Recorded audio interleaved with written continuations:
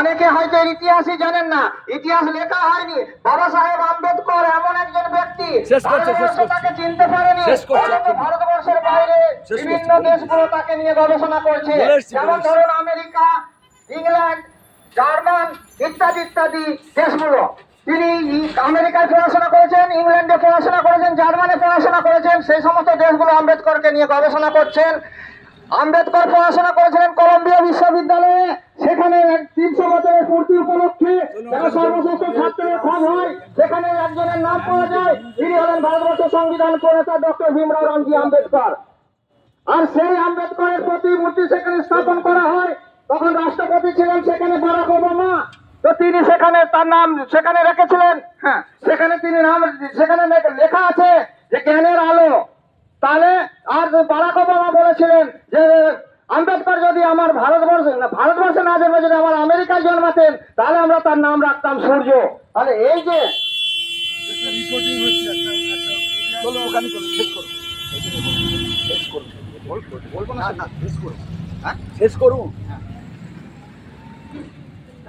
প্রিয় সাথী, আমাদের সময়ের খুবই অভাব, তাই আজকের মতো এখানে শেষ করছি। জয় ভীম, জয় ভারত। রিপোর্টিং হচ্ছে তো, হবে তো, লোকজন থাকলে ভালো। হ্যাঁ, লোক দেওয়া দরকার। হ্যাঁ, টাইমস নাও। হ্যাঁ, সামনে না না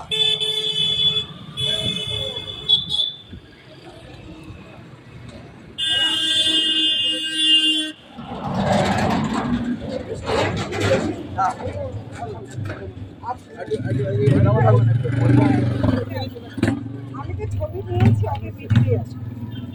একজনই মহিলা আছে।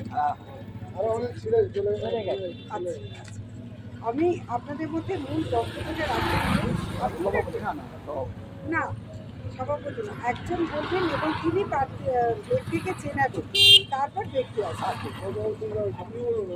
উত্তমবাবু আপনি, তাই তো?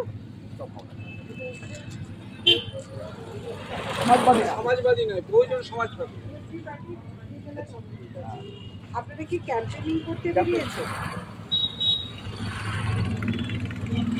আমরা দেখতে পাচ্ছি এই কালীপুর 12 নম্বর ওয়ার্ডে এই জায়গাটাতে এই কয়েকটি গাড়ি এখানে উপস্থিত হয়েছে এবং সেখানে আমরা বেশ কিছু দলীয় কর্মীকেও দেখতে পাচ্ছি এবং তার মধ্যেও ব্যাপার হচ্ছে যে সমাজবাদী নবনির্বাচিত সভাপতি মাননীয় সুমিত্রা রায় মহাশয়, তাকে নিয়ে বেরিয়েছেন দলীয় কর্মীরা।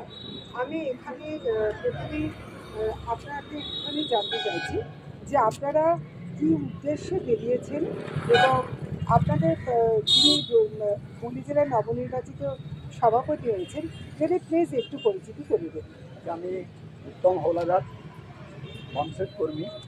আমরা বহুজন সমাজ পার্টির পক্ষ থেকে 4 দিন দেখি বাবা সাহেব ডক্টর বি.আর. আম্বেদকর সদ্ভাবনা যাত্রা এবং সংবিধান বাঁচাও যাত্রার আয়োজন করেছি। আজকে তৃতীয় দিন। আমাদের উদ্যোগ 18টি বিধানসভা পরিক্রমা করা। আমাদের নির্বাচিত সভাপতি মাননীয় সুবীর কুমার রায় সামনে দাঁড়িয়ে আছেন।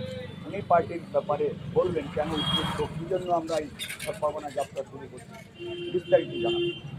হ্যাঁ, সুবীরবাবু আপনাকে নমস্কার। আর